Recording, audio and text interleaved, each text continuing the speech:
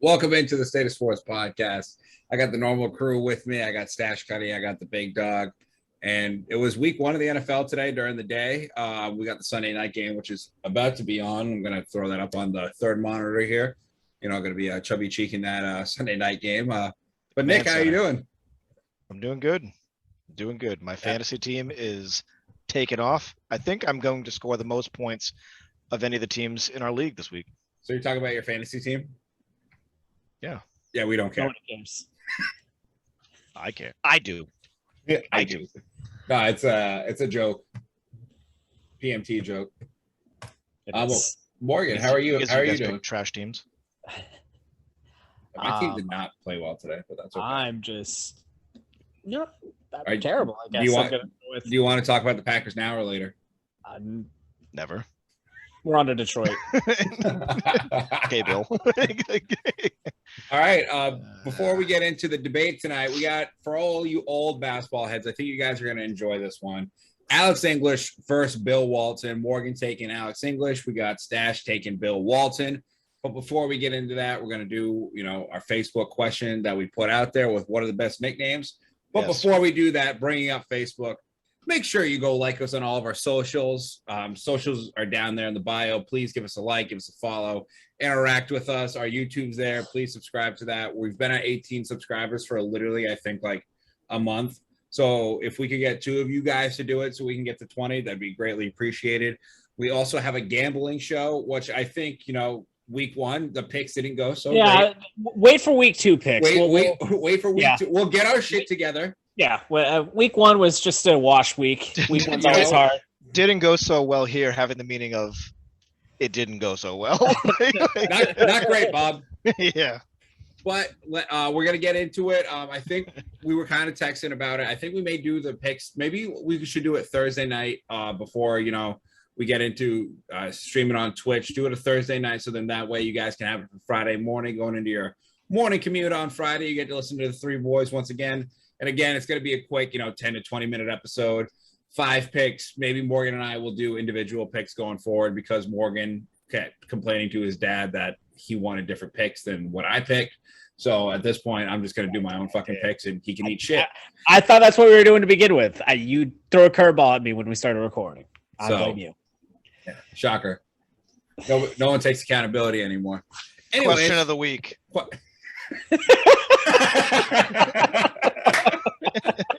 Question of the week. What are the best nicknames in sports? We had a lot of feedback from this one. We did. Like a lot of it. 2 of them coming from our follower, Henry. We've already done past George. Past episode, Cal Ripken, Iron Man.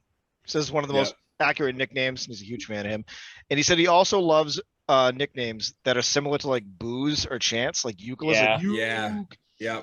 My personal favorite, Coon. The Keen. Coon. We had Ken chiming in with Prime Time. Yeah, dude, Dion, that's hard to beat, man. It's a great nickname. We had other ones. He had Purple People Eaters too. Yep. Purple Morgan's People favorite Eaters. Football team. Yep. We had a Refrigerator Perry for William Perry. Yeah. Admiral we touched on for David Robinson. The Truth, the Answer. Charlie Hustle for Pete Rose was a great one. The Iron Horse, Lou Gehrig. Iron Horse is another good one. Here's a quick spin-off of this question. What sport do we think has the best nicknames? Basketball. I was going to say baseball, honestly. I think you might have a point, but I think basketball has the most for sure. Bro, Hammer and Hank, Ken Griffey Jr., the Kid. I could see that angle. Shit, Babe Ruth has got 9 himself. Yeah. Yeah. The Great Bambino. That's the same guy? I thought you said the Great Bambi. Dude, I missed Collinsworth's first slide or second slide in the year. Son of a bitch. But I mean, here's a guy. Here's a guy. Speaking of which, well, we're just going to do a whole episode. Nick, who put in all those nicknames, gave us a good idea for a question as well, which is, what do we think championships, wins, icon status, what jersey number encompasses all of that the most? And I think that's a good question. We're probably going to do a whole episode on it. We are 100% going to do a whole episode on it. When we have a weekend that we don't have any debates, I think we're gonna do an entire episode on this because I already know. I think Morgan and I are gonna think similar with what number, maybe 24. Well, yeah, I mean it's the correct answer, but we'll get into it on the episode. Yeah. Mamba mentality. Do you know how many home runs combined wore number 24? Like, a few. When they were 24, though. Yeah. Ken Griffey Jr. and Manny have over 1,100 by themselves. All right. First of all, Ty Law has no home runs. It's a good point. Good point. Good tweet. Great point. It's a great point. But yeah, that'll definitely be a fun episode. Yeah, absolutely. That was a great submission. That's a great idea for an episode. It is. So thank you to Nick. Yeah. Another Nick. Fan of the show. Yeah, thank you. We very much appreciate the support. Yep. You guys ready? I'm ready. I'm ready. All right, who's going first? I'm thinking a number 1 through 10. Whoever's closest gets it's the coin toss. 4. Go. 47. Sort of 1 through. I was closer. Nick wins. Nick, do you want to go first or you want to go second? I'll do my opening argument first. Boom, easy. Because I don't want to right into my hand. Because Morgan could take it at halftime. Played right into your hands. Nick, first off, I just want to announce to everybody: Nick came into the Zoom call tonight for the podcast, fucking throwing 99 at Morgan and I's chins. Like right off. My facial hair got cut down just a little more the second Nick walked into this. I took it and walked towards the mound. I'm feeling frosty tonight. All right, I'm going to get into it. I have a little bit of a unconventional opening argument, but it's going to be my opening argument. Good. I was so unenthusiastic about this debate going into it before I did the research. I really didn't care at all about either of these players. Getting into Bill Walton's story and his life and his numbers, what he overcame, what he accomplished, what he didn't accomplish, made me such a huge fan of him. And I was honestly blown away by the dude's story. So that is my opening argument. Short and sweet. I like it. I'll just say you're welcome because I picked both of these dudes. And I knew Bill Walton's a God fucking damn it. Wildly interesting dude. Incredibly interesting. I got one guy who doesn't want to take blame for anything in Nick, and then I got another guy, Morgan, who all he does is take the fucking credit. Jesus Christ, guys. Fucking killing me. So, Alex English. People really don't know this dude at all. He was the leading scorer in the 1980s over Kareem, and he was just leading scorer. Nobody scored more points than him during the 80s. He doesn't have all the off the court struggle like Bill Walton did with his speech impediment that he had to overcome to now being a color analyst. So he does have that. But one thing, color analyst. Yeah. That was a great point that you're about to make, Morgan. It's a good opening argument. It's a phenomenal opening argument. Once again, guys, if you guys think we should start a GoFundMe for Morgan so I can put it in the bio so we can get him a new laptop, let us know. That's why he's one of the best scorers of all.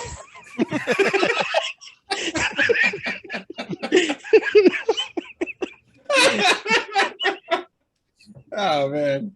That was great. Now I'm all thrown off trying to make a funny joke there. Me cutting out. You didn't try to make a funny joke. You did make a funny joke. Well, again, that's what I do. That's what I do for this podcast. Yes, everyone knows you as the funny guy. As I was saying, he stayed healthy on the court as he played over 70 games in every season but one, and that was his rookie season where he still played 60 games. Damn. He's an 8-time All-Star, played almost 1,200 games, and he averaged about 21.5 points per game. Which is quite a bit. Which is quite a bit, especially when they weren't shooting the 3-ball back then. Yeah. Yep. It was there and established, but nobody was using it. He also had his nickname is Flick, which I don't know if you guys have seen his jump shot, but it is super weird. he goes up above his head and just like flicks it with his wrist. It's super weird. Did it go in for 21 points a game? It sure did. I think it was fine. Good enough. Yeah, no, I mean, it definitely worked. And career high of 54 points. Yeah. So pretty good. Yeah. He was 21 of 30 from the field, 12 of 12 from the line. So he was a very efficient scorer as well. Yeah. He was 12 of 12 from the line? Yeah. In what season? In his career high game in 85. Oh, in his career high game. Yeah, I mean, he was great. I mean, you want to talk nicknames, though.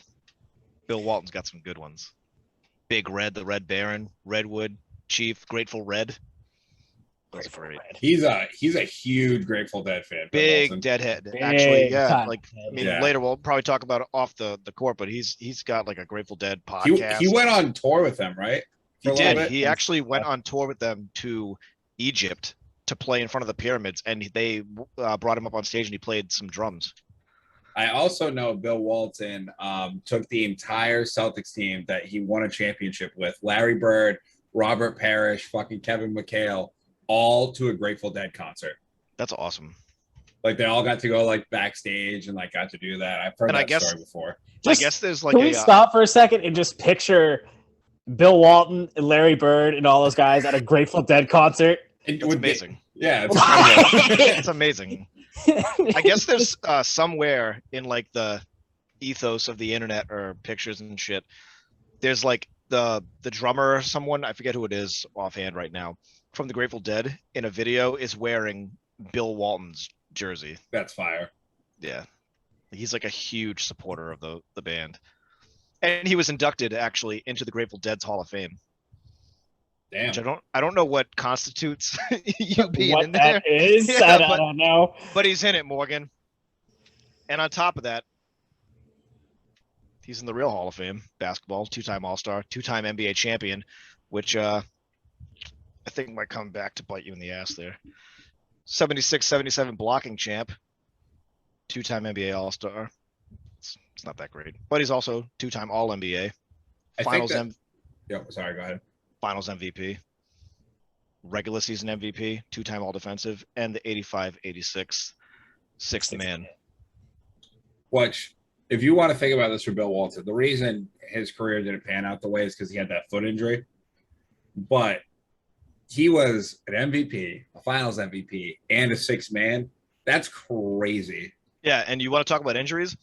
How many surgeries do you think Bill Walton's had? My guess is like 14 on his foot. Oh, I think it's like 35. It's 38. Damn. 38 orthopedic surgeries. Ooh. Yeah. Oh. Which is like, I'm going to keep coming back to it. Bill Walton is like the exact drive you want in a professional athlete. Like, just injured, came back, fought through it. He played, looking through my notes right now, I can't find the season, but he played through almost a whole season in a back brace. Jesus Christ. The dude was a machine. Yeah. Weird thing for Bill Walton, though, is his career, if you actually think about it, his career went in reverse. So he came into the league and was dominant off the start, won a title, won the finals, and then he started declining and going to the bench rather than being a perennial all-star every year. Yeah. And then he started becoming the sixth man and dwindling, fighting injuries, and just ended up getting another title for the Celtics. But But that was like really, that was the last year he like stayed healthy. So last year he played. wasn't even really that healthy. He wasn't even that healthy. He started behind Robert Parrish, and he had like Robert Parrish's blessing to come to the team, and I believe Robert Parrish was the one who inducted him. Oh, that's really cool. Yeah. But it seems like that when you look at his career just in the NBA. But he was injured originally in high school. He had to have surgery to repair his torn cartilage and stuff like that. He played for Helix High School, and he's been credited by assistant coach of the UCLA, who eventually became the head coach, Danny Crum, as the best high school player he'd ever seen. Wow. Yeah. He was like, dude, the list of shit I have on him in high school. His senior year in 1970, he was a 384 for 490 shot attempts. It's 78.3%. It's an all-time national record. That's, yeah. 78%. 78.3%. Don't disrespect him. And he had 825 rebounds in high school, which is third all-time. Jesus Christmas. In high school. In high school. The dude was incredible in high school. Really quick, does Alex English have anything crazy from high school, college? I know he went to South Carolina for school. I mean, are we going to college? Not yet, Nick. I know. He wasn't a highly touted recruit. I mean, he stayed very hometown, very local. He was born and raised in South Carolina, went to South Carolina in school. He still lives there today. Like, he's a pillar in that community. College, I mean, he was a solid college player. He wasn't anything at the level Bill Walton was.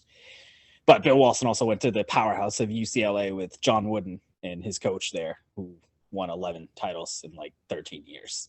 Yep. Pretty good. I mean, I think Alex, he averaged 20.6 in college. Wow.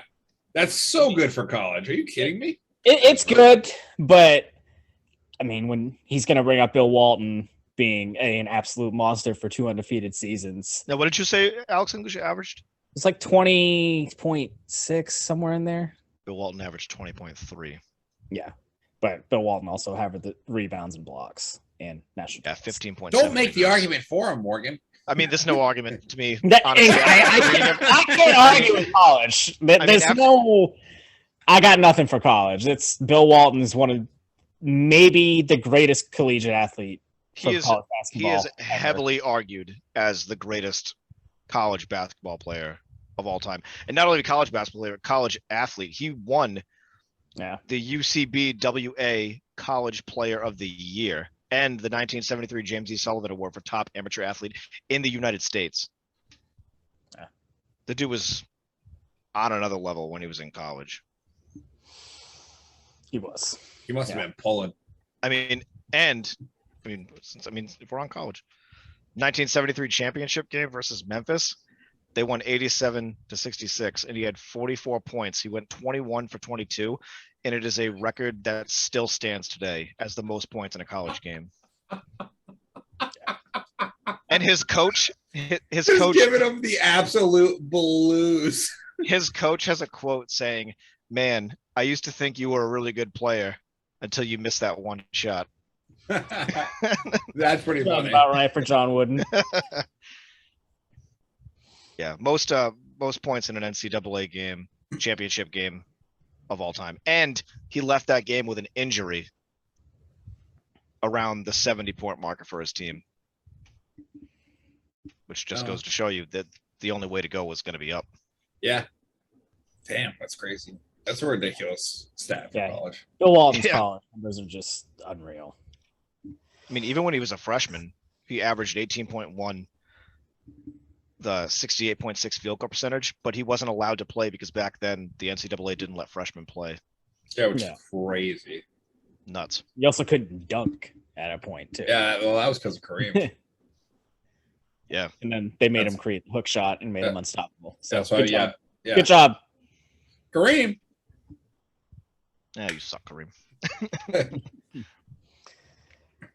Yeah, so I mean, I can't match collegiately with Bill, but it come to the NBA, outside of the 4 years Bill Walton had that he was actually playing, because he only played 483 games in a 12-year career, 11-year career. Played 468 games. Yeah, that was what it was. It's off by. But for 10, 11 seasons, that's less than like 50%. Yeah, I think he played 44% of his games. And I think he missed 4 seasons because of the foot injury. 4, including his last. Yeah, he only played the one season over 70 games, but he only started 2 of those games. Yep. Where, I mean, Alex English, he played about 78 to 82 games every year, his whole career. He played 1,193 games with 0 championships. Okay, let me ask you this. How many teammates of Alex English can you name? Matt, answer. None. Okay. Damn. Dude, the Rams are going to be fucking unstoppable. Stafford just threw a fucking dime for a touchdown. Sorry. It's good to see our moderator. Fantasy. Bro, that was fucking nasty. Oh my god. So you can't name any of Alex English guys. No, I can't. Okay. How many for Bill Walton do you think you could name? Well, are you just going to name Celtics players? I mean, they are his teammates. Yeah, they were his teammates. He won a team title with that team. He did. And he won the other one with the Trailblazers, right? Yes, in 1977. Yeah. So you want to know notable teammates for Alex English? I do. His most notable are Fat Lever. Oh, dude, don't disrespect the fat man. First off. Kiki Vanderway. What a fire. Calvin, Nat, and TJ Dunn were the other two he's played the most games with. Fire name alert. Kiki Vanderway. Vanderway. I mean, it's an okay argument for you to say why he never won a championship, but that doesn't take away Bill's personal accolades. It's not, but I'm just giving you context of him having to go against the Lakers in the West in the 70s, in the 80s. True. Just the dominance.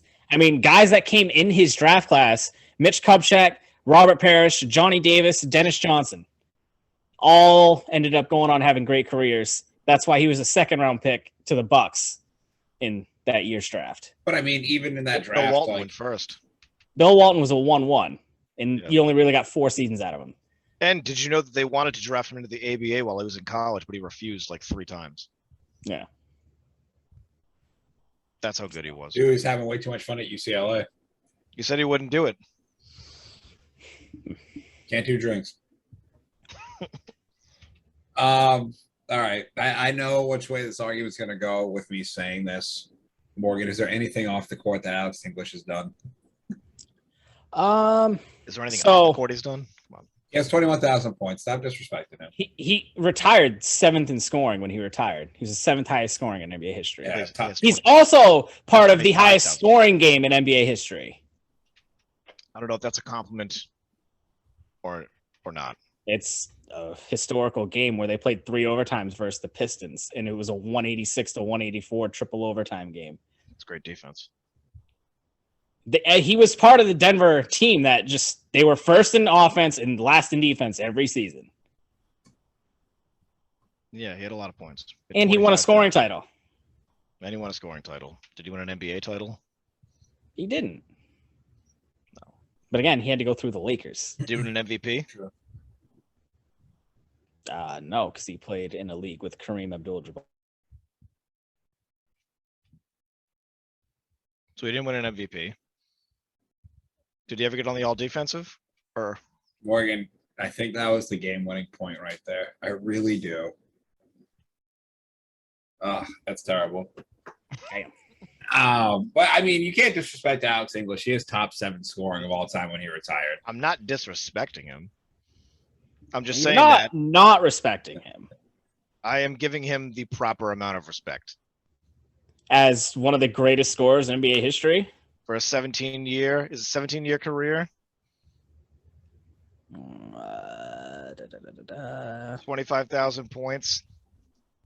When they didn't shoot threes. Yes, yeah. Dude, you saying that is so absurd. Just being like, oh, congratulations, you scored 21,000 points over 17 years.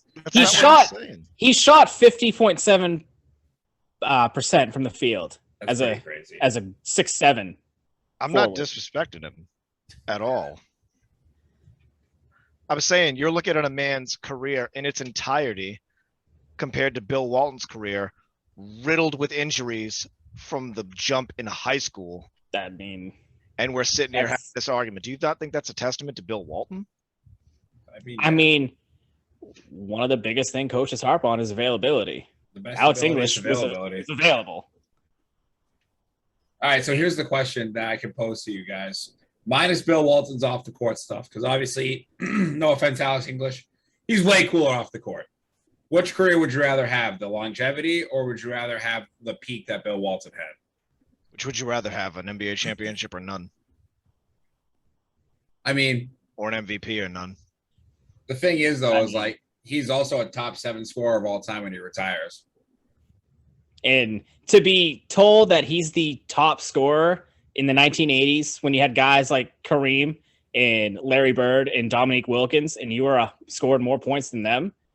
He was the first NBA player to score 2,000 points in 8 straight seasons. Larry Bird actually credits That's a crazy stat. The team that Bill Walton was on as the best team he had ever been on. And that Bill Walton was like the piece. Yeah, they had 5 Hall of Fame starters. I don't know what you expect there. But Bill Walton still fucking played in Game 6. I mean, yeah. And he had what, 10 points? He's 6 man. Bill Walton was a great passer. And he was no Larry. Career-wise, nobody's average Larry. 3.4 career. I wouldn't say passer would be something. I mean, his team with Bill Walton swept Michael Jordan's Bulls in the first round. Oh, that's nothing. I'm not going to slander Jordan right now, but Jordan lost for 9 fucking straight years in the playoffs before he fucking broke through. I don't give a shit if he swept Jordan. Jesus Christmas. Oh, but he's 6-0 in the finals. People are stupid. Anyways, what do they do off the court? Alex English, does he want to cover car dealerships or? I'm being disrespectful. Alex English was the first director of the NBA Players Association. Oh, that's really cool. The SEC, he was hired as a SEC color analyst in 2014 to call college games. He's an active participant in the sports diplomacy for the U.S. State Department, where he conducts clinics going to Italy, Korea, and Chile. To more than 1,900 kids. He also formed a company called Green Smart Botanicals, which sells hemp-related products. So him and Bill might collab on that. Oh, so he's a commentator. Has Alex English ever won a Emmy for broadcasting? I do not think so. No. Bill Walton did.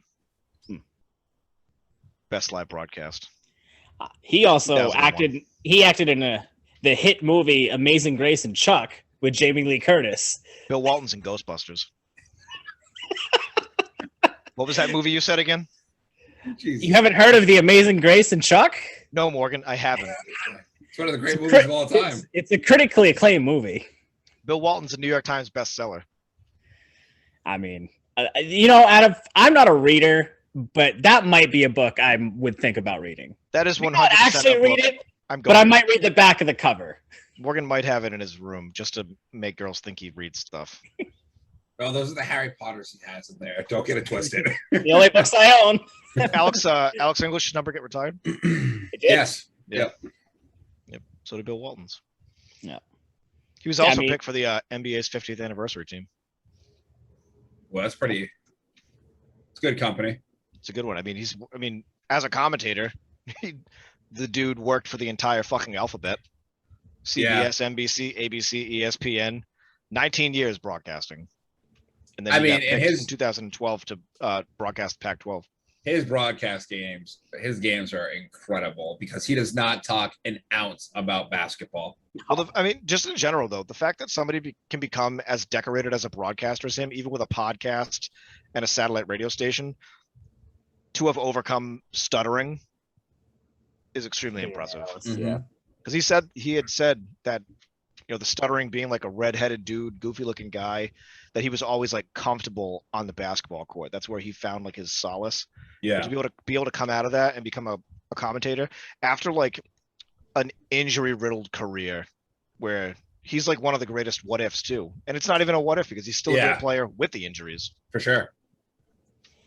He is still kind of a what if though, because you imagine if he stayed healthy with how his first 4 seasons looked. I mean, he stays healthy. Could have done. Not having this conversation. Yeah. Probably not, but as it stands, I mean, longevity. True. It's true, but I mean, just like as a whole, his career and as an entirety from high school to the NBA, his college went on a crazy 88 game winning streak. Mm-hmm. That's bananas. Yeah. Bananas with 2 championships while he was there. But it wasn't back then with UCLA. Because that's what they did with John Wooden, with Lou Alcindor. That's just what UCLA was back then. They were a juggernaut that nobody could beat. That's still crazy though. It is crazy, but 88 games. I mean, he went. Yeah, he went 20-0 when he was a freshman. The argument of like you still have to do it, like but he couldn't play as a freshman. No, but his team went 20-0. But he couldn't play. I mean, as a freshman, he was averaging 18.1 with a 68.6 field goal percentage. Like I said, I can't match college, but I just can't. Yeah, we're starting to circle back on some topics here. Is there anything that you guys want to kind of throw in here that you think can sway me in choosing you? I mean, I know my guy Alex English here. He still leads the Denver Nuggets in points, minutes played, and average points per game. And you had Carmelo Anthony play there, who is one of the most decorated scorers in NBA history as well. And he still averaged more than Carmelo Anthony and scored more than Carmelo Anthony. Carmelo Anthony, who will be a first ballot Hall of Famer. And for him to be a second-round pick, I think he overachieved for being a second-round pick. Really quick, Nate, did you just give me a look when I said Carmelo Anthony's going to be a first ballot Hall of Famer? Yeah, I did. I missed that look. That's absurd. He's 100% a first ballot Hall of Famer. Okay.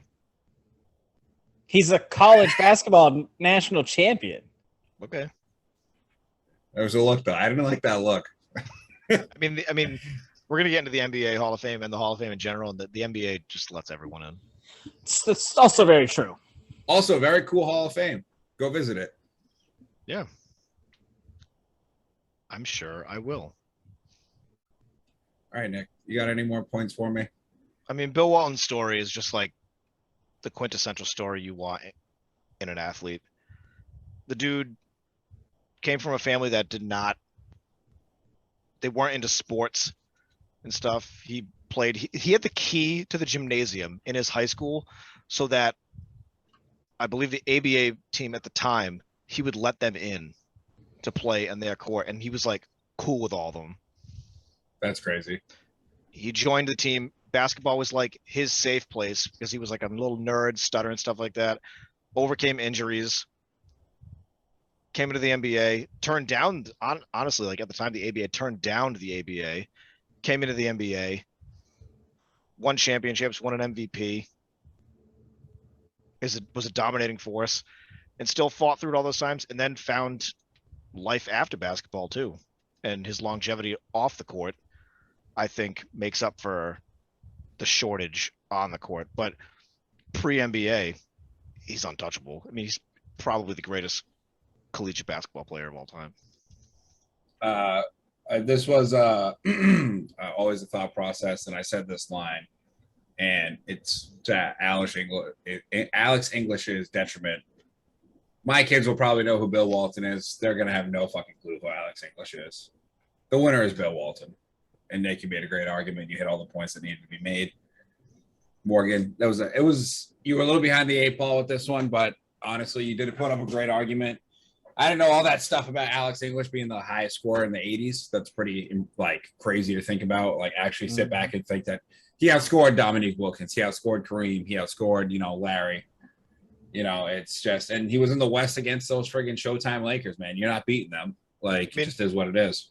I know the argument's over, but like even speaking of those players, like Wilt Chamberlain was brought into the ABA team as a player coach to bribe Bill Walton to come to the team, and he still said no.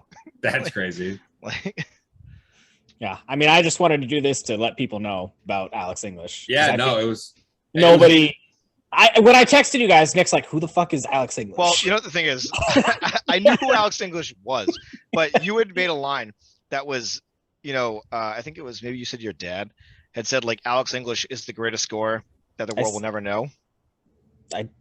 That sounds about right. And when you sent that, I was like, he's fucking right. I mean, like to me, that was like the whole argument. Yeah. Yeah. No, it was very informative for people who don't know about Alex English. Go look him up. Denver Nuggets legend. Great player. Yeah. But we're going to get into that weekly wrap up for week 1 NFL. I'm going to make the people wait for it. We're going to talk about the NBA Hall of Fame class of 2021 while we're on basketball. So the class, the big names going in, Paul Pierce, which I know Morgan was ecstatic to see Paul go into the Hall of Fame. Did they put his shorts in the Hall of Fame too? Dude, nobody has ever taken more credit for one championship. Bro, than that 08 Celtics team, Doc. Like, Yo, we weren't scared of LeBron. We weren't scared of him. yeah, that's why you built a super team and then started the super team trend. Right. Yeah. Like, it's just people forget the Celtics started that horse shit. Well, it's been going on since the 80s. That's what it really is. But, like, I mean, they definitely revitalized it. Yeah. It's just they were the team who brought in other players instead of drafting them. Correct. Yeah. And outside of the year, the Lakers tried to do it and didn't go well. It went great. Chris Webber went in, which it was a nice, touching moment to see him with all the Fab Five. Hold on, timeout. Oh wait, we don't have timeouts on the show. Morgan, why you got to do Chris like that? I mean, I am wearing my black Nike socks. Yeah, like that's the thing. Like the culture impact that the Fab Five have. You know, obviously there's been tensions between them because of all the stuff that's happened after, but it was nice to see them all back together.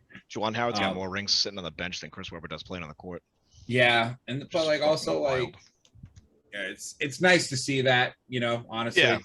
Like, you know, I know Chris Webber and Jalen Rose growing up were super, super close. Like they both lived in Detroit, both Michigan kids, and like, you know, I know there was like a touching moment recently when like Jalen lost his mom and Chris Webber was on the interview and he was like, I just want to let you know, like, I'm thinking about you if you need anything. So I'm happy for C-Web. That Fab Five team will go down in history. That's another team like our kids will know about because they changed the way the game. I mean, there's such a huge impact on the sport. Yeah, it's iconic, you know. I mean, watch that documentary, please. It is. It's an incredible documentary.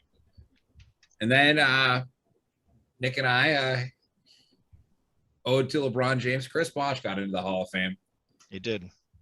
Which I'm happy for Chris, two-time NBA champion. He's one of the guys that, you know, he had a good like Instagram post where he was talking about, you know, most guys' careers end in championships or parades or, you know, losses. And he was like, mine ended in a doctor's office room because I had, you know, blood clots issues.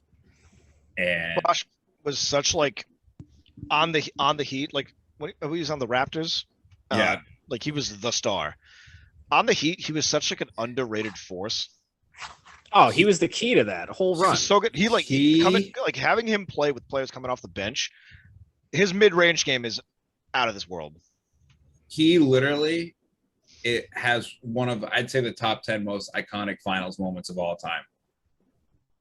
The rebound by Bosh, kicks out to Allen, bang! It's just like I like saw it at the Hall of Fame, like I saw the call. LeBron, sorry ass again, and it gives me chills every time I hear it, man. Mike Breen, greatest announcer of all time. Out of the three of them, you know, the big three, the Heat three with Wade, James, and Bosh, he was obviously like kind of the forgotten one. Yeah, but you know what? He did. They don't win. Here's a wild take. I think he was more important to the team than Dwayne Wade. I 100% agree with you. I agree with that 100%. Yeah. I think for LeBron, Wade was big for LeBron how to win. But I think mentality so much more important because his court vision as a big man is one of the best things I've ever seen. He's so good with the ball. He's very smart. And honestly, just extending the court for LeBron to give him the driving lanes. You know, I think Dwayne Wade, like as with that trio, was definitely more impactful in the chemistry area. Yes. Like LeBron wanted to be there, play there, whatever. But Chris Bosh, like his fundamentals and his basketball IQ are fucking incredible. They do not win. It's a shame his career got cut short. It is. He was so good to watch. He was. He was just so smooth. So smooth. And I mean, like, I wanted to see Chris Bosh like age gracefully in Miami because he was going to be the one to stay. Like he signed that big deal. I want to see him age gracefully, like kind of like get that treatment because like obviously he started in Toronto and like you only get one team that drafts you. But I think Chris Bosh, you know, probably would have got his number retired by the Heat if he got to like play out a career there, you know? Yeah. They probably still will. I hope they do, as they should. Like, I mean, LeBron's gonna have his number retired across the United States. Everywhere. Like coast to coast, baby, you know? I mean, he'll get it in Cleveland and Miami. I bet he'll get it in LA. Mm-mm. He will. No, he will not. If he gets another one, he will. Nope. Telling you right now. Okay. If he gets another one, it's getting retired. It's not. Both of them. You just have this like Both of them. unparalleled hatred for LeBron being in LA. I just don't like it. I don't. You don't want to win? He's brought one title.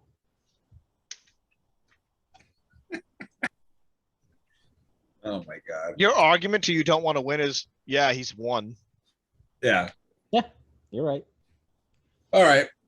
Last piece for basketball in the Hall of Fame. Bill Russell went in again as a coach. Yeah. How many rings does this dude have? He must be on like 13 or 14 at this point. I don't know. How many does he have? Does he have any as a coach? How many does he have as a coach? He won like He 2 or won 3 like as a player his and last coach. as a player coach. So he has the 10 as a player and 1 as a coach? He has 11. He's got 11 total. I don't know what the split is, but I want to say he had 3 as a player coach. You know what he's got 1 for? His pinky toe. The hammer. Yes, correct. His pinky toe.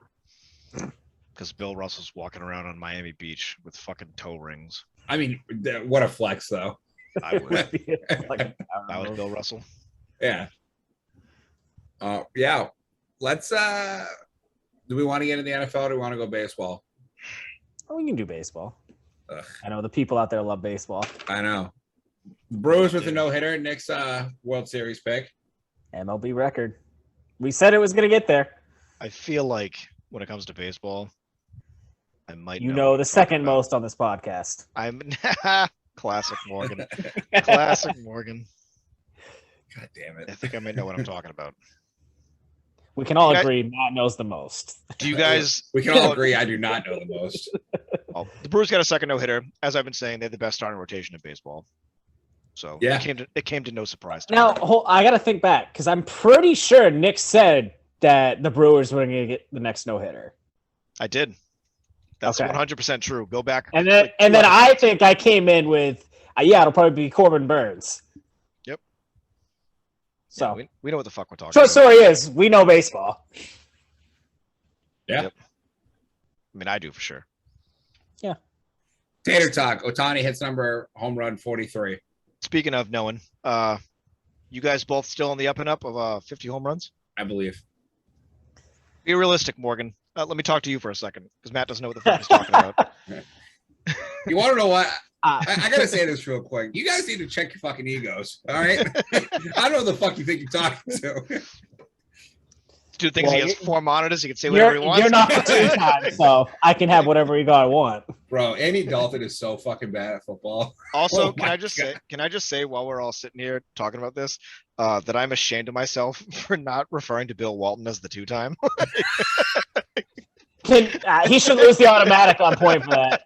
You want to know what? After going back and reviewing the tape, Nick, you lose the argument. I'm just kidding. No, I don't have one. Yeah. I still think Ohtani's going to hit around 47. There's only like 14 games left. Yeah, I'm down to where he's probably going to hit like 45. If it hits 47, like I've been saying, Nick Odamas. Somebody's taking me out for wings or something. Stash Odamas. Yes. Morgan, can you move back up here? Anything else in Tater Talk? No. Morgan, for the podcast, man. For the pod? Think about your family. Down here. Absolutely. I have family down here. Think about your family. Think about the rest of your family. Think about me. I'm just going to buy a house and be like, Morgan, you can live here rent free. In your head? I'm already there. No, you're not. we want to sit here and talk about this shit. We want to go back and look at the video game history now? Is that what we want to do? I don't recall what history you're talking about. See, you're not even in there. We want to talk about mommies. We need to make a spreadsheet. For how many times I've whooped Morgan's ass? Yeah, we do. Of the debates. Because I want to know what the numbers are between Morgan and you. I think we've only debated like once. Which is fucking crazy. Maybe twice. Well, which ones did you even do? Penny versus T-Mac, which I won that one. Yep. And is that it? That might be it, in all honesty. Yeah. No way. I mean, you guys got to do the next one. Maybe. We've definitely done another one. I think we have. I just can't think of it. I don't think you have. We've also been like having guests and stuff, which has been great. because I'm thinking back to the times we had guests, and those are the other two I would think of. Yeah. Really quick, back to baseball. Really quick. Nick, I know this was a good week We did for Andre you. Johnson, Steve Smith. Oh yeah, which I won that 2-0. The 2-time. I'm like a 6-time. Get on my level. So, Derek Jeter got into the Hall of Fame. Yes, he did, and I almost fucking cried. How was his speech? I didn't get a chance to watch it. You didn't, dude. It's been like 4 days. You couldn't look it up on YouTube. I don't care. I also didn't watch it because I don't care about the Hall of Fame. Because Barry Bonds is in the Hall of Fame, and whatever. Yeah, so nobody should be a Hall of Fame. If Barry's not in the Hall of Fame, nobody's a Hall of Famer. Simple fact. Stop interrupting him. Let him finish. Derek Jeter's speech was good. It was nice to see him not in front of the press trying to impress people and stuff like that, and say the right things. He got to speak a little more candidly and stuff. It was really cool. I mean, he's my all-time favorite athlete. It was great to see him up there. But honestly, in the Hall of Fame, Ted Simmons, his speech was incredible. An all-time speech about baseball. It was great. Nice. So if you guys want to look that up, go look that up. And Larry Walker's speech was also fucking great. And I know we talked about it on the Hall of Fame episode. Going into Larry Walker being inducted to the Hall of Fame, you're like, why the fuck is Larry Walker in the Hall of Fame? Which is a justifiable argument. Yeah. But going into his deep stats when they were reading off his plaque and stuff like that and listening to him talk about the game, there's an argument to be made. And him going into the Hall of Fame definitely opens the book on some other athletes that should be in there that aren't, to maybe get in there. Well, one thing I don't like about the Baseball Hall of Fame, one of the many things, is you only have a 10-year window. I think that's stupid. Yeah. I think it should just be. Not only that, you have the writers doing it, and some of those writers are just vindictive. Correct. Speaking it's of not the writers, Derek Jeter's quote. Oh, yeah. Thank you to all the writers, except for the one who didn't vote for me. Awesome. Amazing. So Max Scherzer had an immaculate inning. Yep, and he got his 3,000th strikeout.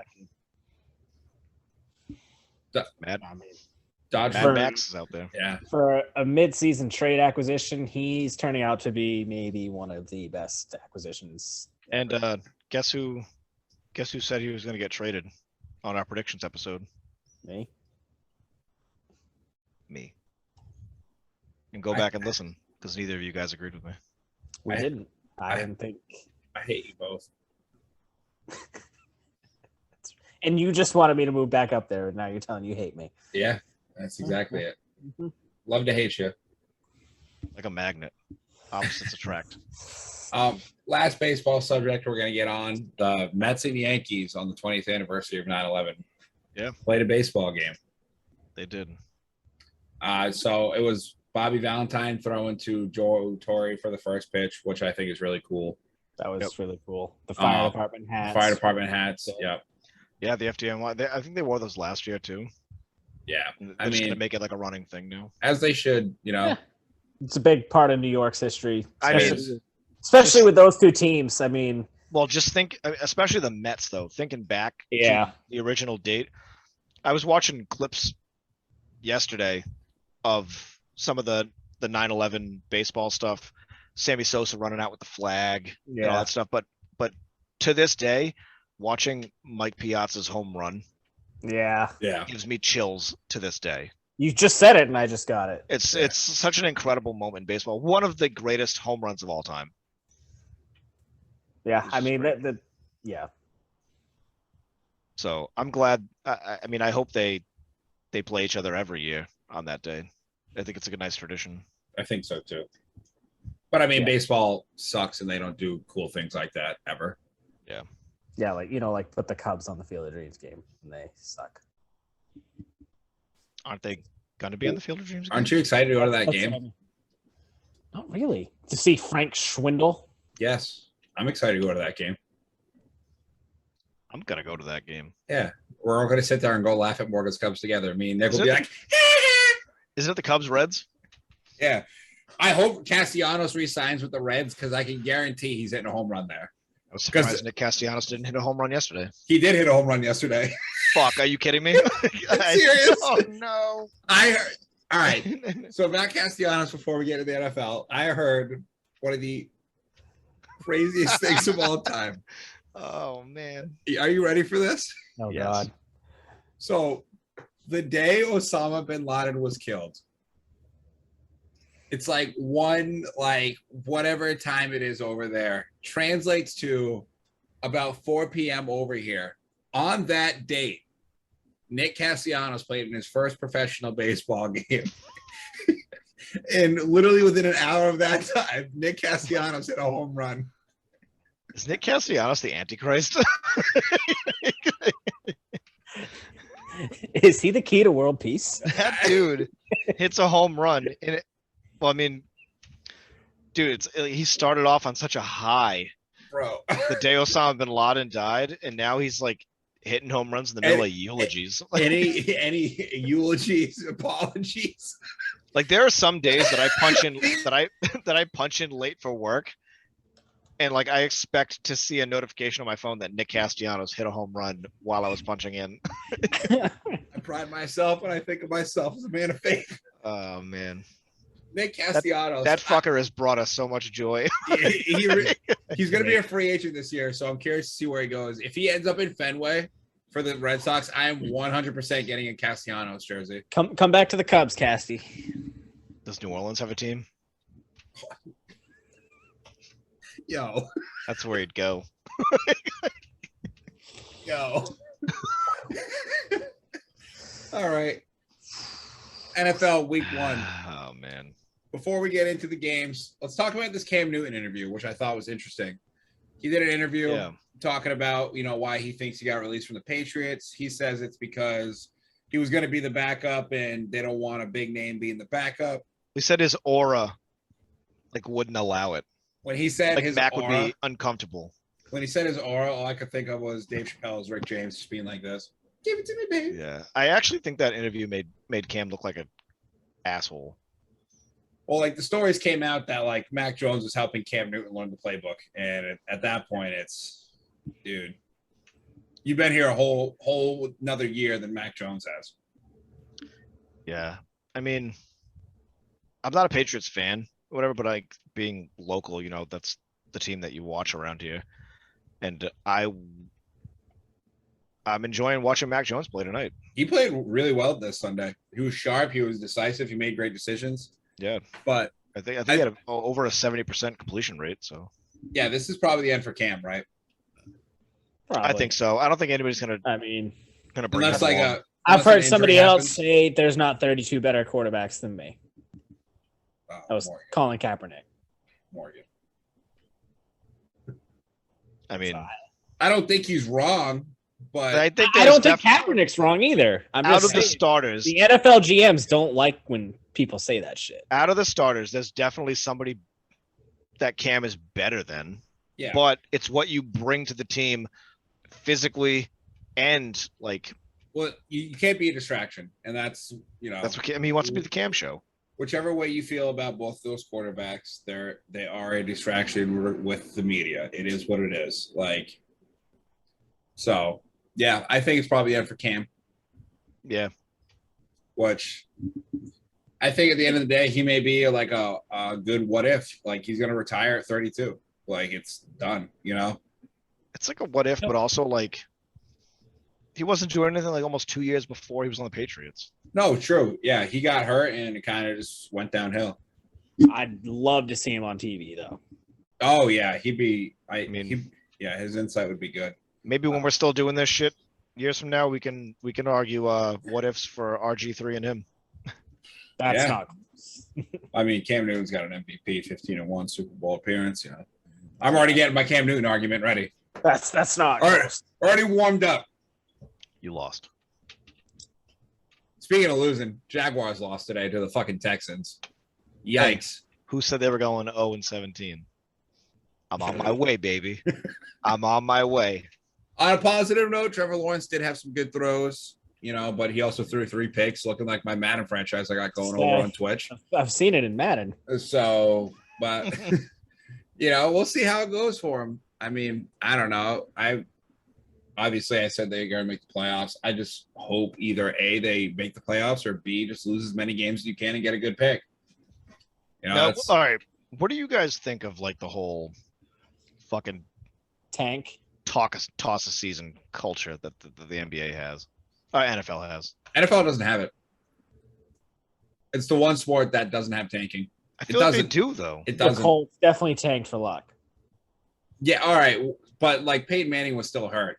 It's not as often. It's not, and because the thing with the NFL is it's the not for long league, and if you go 1-15, but then the following year you get the number one quarterback and you go 4-13 now. Yeah, you're gonna get fired. Like nobody in the NFL wants to fucking lose a game. It's so weird. You would think it would be opposite because in the NFL, you have the worst record in the league, you get the number one pick. Correct. You have the worst record in the NBA, you have a 20% chance. You have a chance. You have a ticket to maybe get the number one pick. And a lot of the times, you don't get it. Correct. Which is why there's so many teams that still struggle because they continuously suck and they don't get the number one pick to get that franchise-changing guy. Yeah. And they just stuck for 30 years. Yeah, or they don't hit at pick number 15 and get Giannis. You know what I mean? And develop him. Well, Giannis isn't good, right, Morgan? Yeah. I said he's a good player. All right. Moving on. So we'll see how the Jags do. If they, stink and we get that DN from Oregon, who's an absolute freak, I'm pumped for it. I have a prediction. Yes. For the Jags. Go ahead. They're going to suck. Thank you. All right. Speaking of sucking, Cowboys lost. Okay, speaking of sucking, the Cowboys didn't suck, and neither did Dak Prescott. He actually outplayed Tom Brady. Dak looked really good. He looked incredible. I mean, and the fact that the Buccaneers, the Tampa Bay Buccaneers, were struggling against the Cowboys in Week 1 is not a great look for the Tampa Bay Buccaneers. I'm really excited that Dak didn't get a cramp that game. I mean, you got to hope it's a cramp. And also, the referees handed Tampa Bay that win with the that was an offensive PI. 100%. 100%. He extended off. It's an offensive PI. And also fire your kicker. Because there's not a lot of kickers that can make field goals. So bro. So there's two things I take out of this game. One, Tom Brady in September does not fucking matter. If everything I've seen from Tom Brady historically, September, October do not matter to Tom Brady. He's literally like Green Day. Call him up when September ends, okay? Yeah. Wake me up. And then, whatever. Wake me up. And then on the other side, the Cowboys live for September. They always love to show up in September, and then come November and December when the games get hard, McCarthy's going to fold like a little baby, put him in a little bassinet in his cradle and rock him to sleep while he's getting a massage. Oh my God. Do you guys take anything away from that game more positively about Prescott than you did going into it? Yes. He looked really good. Very impressed from Dak. He made some throws that I didn't think he could ever make in his entire life. I watched that game and was honestly impressed. I was he's a good quarterback. He's he definitely played very well. Honestly, maybe him getting hurt and having time to sit there and watch film and get better in that aspect helped him, because he was making reads and making throws that I never expected Dak Prescott to be able to make. He's also got three guys that run great routes and get over. Yeah. Because Cooper played well, CeeDee Lamb balled out, and Michael Gallup was also very impressive. I saw that Tom Brady is on the Dak train. He was he's inspiring me this year. Yeah. To push it to the limit. Yeah. Yeah, I thought he played well. I thought that game, even though they lost, I thought that game looked very well for the Cowboys. Yeah. I mean, the thing with the Cowboys, how they've always been, is they constantly let, last week affect them. They got to put it behind them and just go to week 2, 1 week at a time. And we'll see if they'll be able to do that next week.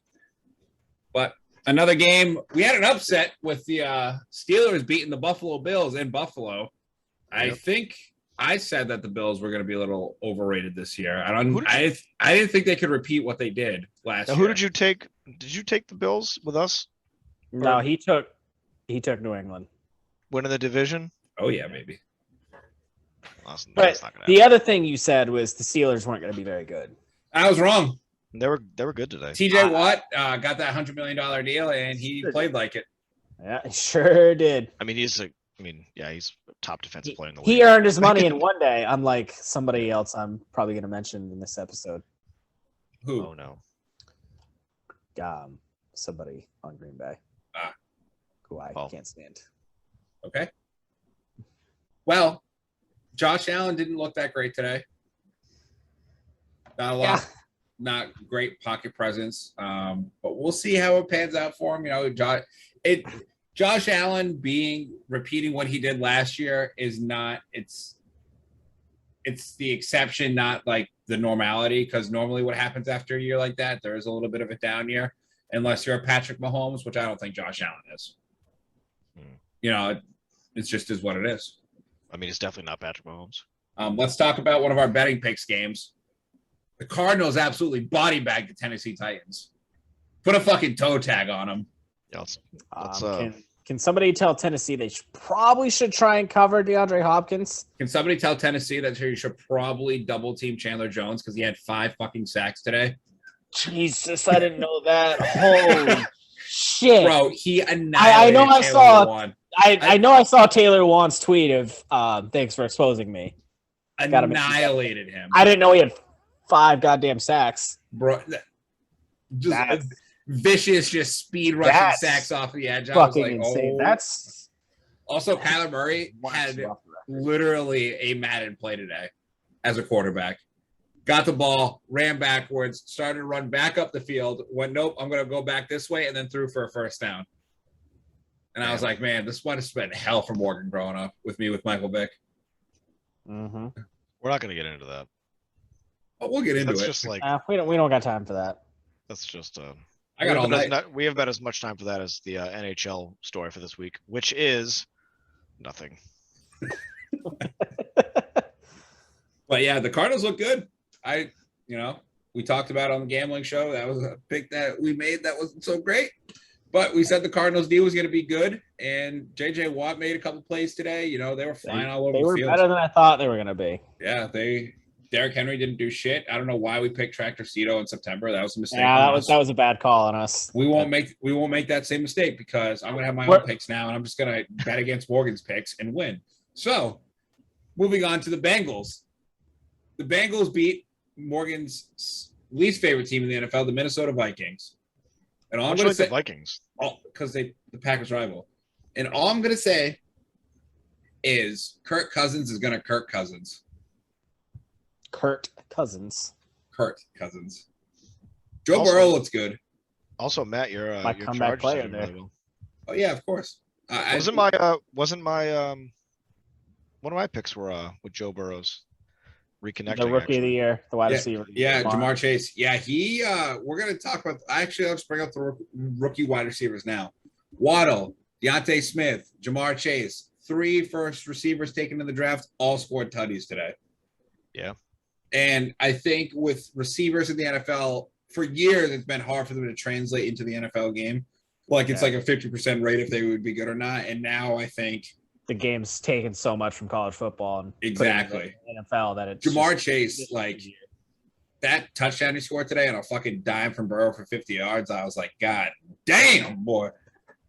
What if all of my rookie of the years for every sport come to fruition? That'd be sick. That'd be crazy. It would be crazy. But yeah, Bengals, they picked up in big spots and they were able to beat the Minnesota Vikings. They weren't the Bungles this week. They weren't the Bungles. Yeah. Speaking of Deontay Smith, let's talk about the Eagles absolutely annihilating the Falcons. Yeah, where the fuck did that come from? Jalen Hurts played fucking well today. And how do you draft Kyle Pitts at 4 and only score 6 points? Cool. Maybe you should have went in a different direction, Atlanta. Maybe. Yeah, I was stunned seeing that score. I really thought the Eagles were going to be horrible. Yeah. It just means probably Atlanta's really fucking bad. Really bad. We're going to stick in the NFC South, though. Carolina Panthers face the Jets. Sam Darnold gets revenge on his former team. Sam Darnold looked good today. He was slinging the ball all over the yard. He had a nice deep throw to Robbie Anderson, which that's just what, as Morgan says, what Robbie Anderson does. DJ Moore is an absolute beast at receiver. No. And CMC, I'm sure Nick knows this fantasy-wise, it was good to see him back and healthy. Yeah. I mean, this is what happens when quarterbacks get away from Adam Gase. Yeah. They tend to play a lot better. And Joe Brady, who was Joe Burrow's college passing game coordinator, being the OC for Carolina. I think Carolina's going to be sneaky. I'm shocked that dude hasn't gotten an NFL head coach. Oh, it's within 2 years he'll be an NFL head coach. Burrow, he's done now. Darnold, he's done somebody else too. If he revitalizes Darnold and has a year that I predicted that he's going to have, being a breakout player, I think he gets a head coaching job this winter. It's probably a safe bet, I would imagine. Especially he's an offensive guy. Yeah. Speaking of fantasy, I'm fucking crushing. Fucking crushing, bro. Like, I have a 99% win chance. Yeah, I fucking lost. That's all right, though. I'd rather lose a blowout than lose a close one. I didn't play Debo. If I had picked 31 points, Antonio Brown and Gronk to be my starters, with minusing the other players I actually had, we don't care about your fantasy team. I would be up like 170 right now. Jesus. Well, speaking of fantasy teams, I want to talk about my fantasy team with this first 4 o'clock game. Whoa. First of all, he just said we don't care about mine, so we definitely don't care about yours. Well, this is called a segue, Nick. What the fuck happened to Aaron Rodgers today? He's trash. Ugh. Jameis Winston, for the rest of the season, is starting over Aaron Rodgers. Aaron Rodgers is officially on the block. Wait, you think Aaron Rodgers is not going to start? No, on my not on my fantasy team. On your fantasy team? Yeah. They played like dog shit today. Do you think that it's because the Packers are dog shit? Yes. All right. Me too. Morgan, all right. What do you think? Are the Packers dog shit? So a few things. I only caught the second half of the game because I was at work. And he froze. Damn it.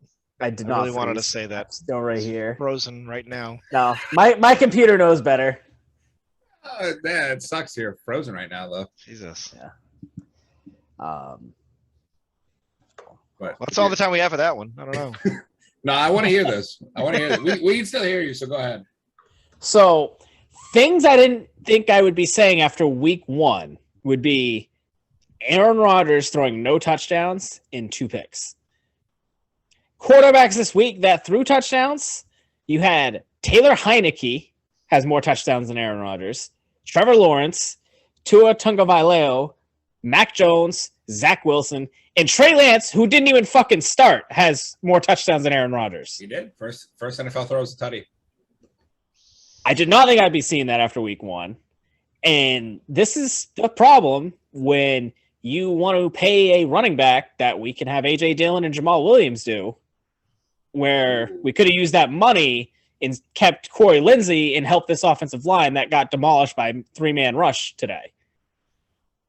Rodgers had nobody to throw to because New Orleans was able to just rush 3 the whole game, not protect Rodgers on a 3-man rush, and have 8 guys in coverage. Yeah, they just fucking manned him up to at the receiver position. It was. And then you got the shithead we brought back on a 1-year deal for like way too much money. It was like $4 or $5 million. Fucking Kevin King gets burned on another touchdown. Jameis's only long throw of the day. Jameis going into the fourth quarter had 96 yards passing and 4 fucking touchdowns. Yeah, played great. And then he throws a 55-yard bomb. Kevin King trips over a fucking line in the grass, can't cover a fucking rookie receiver, and gets burned for another touchdown. Haven't seen that one before. Do you think they'll bounce back next week? Fuck, I don't know. Now, after that, tell us how you really feel. You know how part of my take has the Dunn chain? We got to come up with something. We do. We need to come up with the big dog's doghouse. And if you're in the doghouse, you're they done in the big doghouse right now. You can just get ripped. I mean, fortunately, we got Detroit next week, so we should bounce back. Detroit's no walkover. They played well today. We are 13-1 in the division in the last 2 seasons. I can't wait for Detroit to beat you guys next week. Then they probably will. That's what happened. That's my upset of the week. I'm picking it for the gambling episode. You can mark it now. Detroit over Green Bay. Money. This is the part of me that is not sold on Matt LaFleur as this head coach. I saw shades of Mike McCarthy today a lot, which concerns me because we ran the ball 6 times to 23 passes, and the rush game wasn't working. So then all we did was have Matt LaFleur run screens and slants, trying to force the ball to Devontae Adams without running the ball. We just went away completely from the game plan and tried to go back to plays that he worked from last year instead of adjusting. Very Mike McCarthy, very concerning. Cram it up your cram hole, LaFleur. All right. Another 4:00 game. Let's get into the New England Patriots lose to the Miami Dolphins 17-16. So we started recording, I think, before that game ended, so I didn't know they lost. We did, yeah. They ended up losing. A lot of ball security issues for New England. I'm sure they'll get that buttoned up. I'm sure Belichick will be beating people with a stick in practice. A lot of offensive penalties for them. Yeah, Tua looks good. Both of the quarterbacks looked good. I think Mac Jones fucking shot the lights out, man. He was great. He was sharp. 29 for 39 for like 280 something? Yeah. He was good. I don't think he had a pick today. No. He was definitely playing like the small pass game, which I like. Well, it's Brady. That's what they did with Brady. Yeah. It's literally Brady. 7 to 10 yard passes, run a play action. There's a great point, Morgan, that you're making right there. What you were going to say is that they're running the Brady thing, 7 to 10 yard passes, and Mac Jones is really good at hitting his receivers in stride, all about the ball placement, and he's able to, keep those chains moving. Hey, if it's not broke, don't fix it. Exactly. That's the system that works for them, and that's what will end up happening when McDaniels takes over. Did I get what you were going to say, Morgan? Yeah, to a T. Perfect. But Miami looks good. Waddle looks good. Tua looks good. The defense looks good. I think Flores is one of the only Belichick disciples to actually be a good coach. I don't see. Yeah, he's pretty much the only one. Yeah, I don't see Tua doing anything. He played well today, though. I don't care for him. Listen, I hope he does well because we need at least one lefty quarterback in the NFL. I agree. I personally don't see him taking that team very far. At that point, I can't go for one a Super Bowl. I want to change my pick. I got the Miami Dolphins making the wild card. I think just so I can root for Tua. I think you're high as shit. How's his dead girlfriend? That's not him. You're right. I know. He was referring to Manti Te'o. Okay, I was wondering, dead? You mean the made-up girlfriend? Correct. He was referring to Manti Te'o. Joke would have landed if it was good, but it wasn't. No, the joke was good. It's just poorly executed. No. The joke was good. Really? Also, are the Kansas City Chiefs they can guys? I can't be on my game 100% every fucking day. They can be down fucking 28 points, and the Kansas City Chiefs are gonna fucking still win the game. The Kansas City Chiefs are the Golden State Warriors of football. No lead is safe. A great analogy, actually. No lead is safe. Before you know it, Patrick Mahomes in that offense drops fucking 35 in your head. Baker played well today. If their punter doesn't fucking muff the snap and give Kansas City the ball in the red zone, I think Cleveland ends up winning that game. Cleveland looks good. I think this is a preview of the AFC Championship game based on what I saw with my week 1. So week 1 overreactions. What was that final? 229. Yeah. It's not terrible on either side. That should have been our over game. 33-29. I blame Morgan. It was my over game of the week. And Green Bay was my under. Well, you didn't say that, so. I didn't have a chance to voice my opinion. Oh, well, I didn't have a chance to voice my opinion either. Well, you would have a chance to voice your opinion if you didn't fucking freeze every time it was your chance to voice your opinion. Yeah, dude. We really got to get you a new computer. How's that? You would have honestly, dude. You would have actually have won the debate today if your computer didn't freeze on that point that you were going to make. Probably. Nah, you wouldn't have. Yo, not a chance. But like Kansas City, they're still the real deal. I think Cleveland with that pass rush with Garrett and Clowney. Clowney looked good today. If Clowney can stay healthy, I think they're going to absolutely annihilate tackles, and I think it's going to be the preview of the AFC Championship game. Baker played well after week 1. Yes. Does your Super Bowl outlook change? Well, I picked the Chargers and Rams because they're winning right now to be different. I mean, it's probably going to end up being Kansas City, but I'm still sticking with the Chargers and Justin Herbert, my MVP pick. Played well today. Okay. Beat a good Washington football team defense, and we're on the next week, 1-0. We're on to week 2. We're on to week 2. We got the Rams-Bears game going on right now, and the Bears probably will go to Justin Fields by the start of the second half because the Rams are just shit pumping them. Rams are winning, right? Yeah. They'll stay with Dalton because Matt Nagy's smart. So smart. But we're getting to Obscure Sports Quarterly here. The not major 3 sports. Just quick couple subjects. Boxing. Anderson Silva knocks out Tito Ortiz. Whoops. Bro, it looked like Anderson fucking yonked him, and Tito was just like. I mean, Tito's been a punching bag for at least 15 years now. Yeah, true. I can we put like a age limit on boxing? No, because I'm tired. Because it's so fun when they die. I just want to see him turn to dust. Damn. Oh. I mean, it was like Anderson's almost 50. It was like a 3-minute fight. I mean, he got the knockout, but I don't know. Seeing these old dudes box, like it's like we'll go into the other one. Evander Holyfield stepping in the ring at 59. That just doesn't seem safe. In his defense, he couldn't hear the other guy.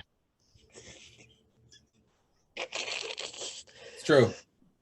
No, that's probably because Donald Trump was talking over him. I'm not going to talk about that fucking Cheeto on this podcast. Evander Holyfield got knocked out by Vitor Belfort in they're like a minute 34. Like, why is this? Who sanctions these fights where you're going to let almost a 60-year-old man step into a ring? I'm assuming it's Las Vegas, Nevada. Like, what the fuck is going on here? How is that sanctioned? Money, baby. I don't know. They got to figure something out because that's. It crazy. was a great opportunity to watch 2 all-time fighters fight. Oh my God. Seeing Donald Trump watch a boxing match between them is, to me, like the scene where Leonardo DiCaprio is introduced in Django Unchained. Yo, It's like, get the fuck out, dude. You're gross. Go the fuck away. I think it's great. Djokovic loses in the U.S. Open in straight sets, misses the Grand Slam. It's our last subject of the night. How do we feel about that, guys? That sucks. That stinks. Yeah, Yeah. History is always cool to see. it is. And you know what sucks too about like when it's so close to history? It's just so close to not mattering at all. It's true. That's the fucking sad part. Yeah. Great. I mean, It's a great feat season. Not a lot of people Great accomplished. season for him. Yep. I agree. I mean, I'd still take his season. He's got 3 major titles. But it's going to be forgotten, which sucks. I mean, he probably would have cemented his legacy as the greatest tennis player of all time by winning that. But I probably mean, winning that would have been, put him over the top. very impressive. Yeah. But Maybe he'd be in the next commercial dressed as Wonder Woman like Serena Williams. true. Annie Dalton. Oh my God. Yuck. Anyways, does anybody he's a else nice have, guy. does anybody have anything else before we get out of here? Well, I got my question. You got your question. That's right. I do have my question. Did you forget about it? I He did. did. Wow. I blame Tweets the, in a row. I blame the CTE. What a shitbag. Do you have anything before the question? No, I think we're ready for the question. I apologize, Nick. I don't accept it. But I'm Wait, going to ask it anyway. At least my screen doesn't freeze. Does mine? No, Morgan's does. I'm just not taking the blame. I didn't say anything. I'm putting the blame for shifting it from myself to Morgan. And you wonder why I take credit for so much. And that is how you pivot. Speaking of pivot, DeAndre Hopkins had a reverse basketball pivot on the touchdown he scored. That was one of the most absurd things I've ever seen a receiver do. And if I ever attempted to do that, I would blow out my knee 100%. Again. Okay. Anyways, what's the question? Question of the week. And I had a couple of them, but I think we're going to stick with this one. We obviously already know that Nick, one of our followers' question is going to be a full episode. And that was going to be my question of the week was, what is the best jersey number of all time? And what encompasses that? How many people? But he got to the punch before we did, so we're not going to ask that. I'm going to do a different question. If you could have a movie made of one sporting moment, what would it be? Obviously, you got stuff like Moneyball with the Athletics winning streak. You got 61 with the home run record. You got Glory Road. There's great sports movies out there about great moments. What would your sports movie be if you could have a sports movie based on anything in sports? A true story. Dodgeball, a true underdog story. That's already been made. That's really good. There's a couple good ones that come to my mind.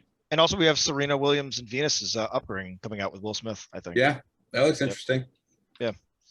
Morgan's favorite actor, of course, Will Smith. You guys got any movies in mind?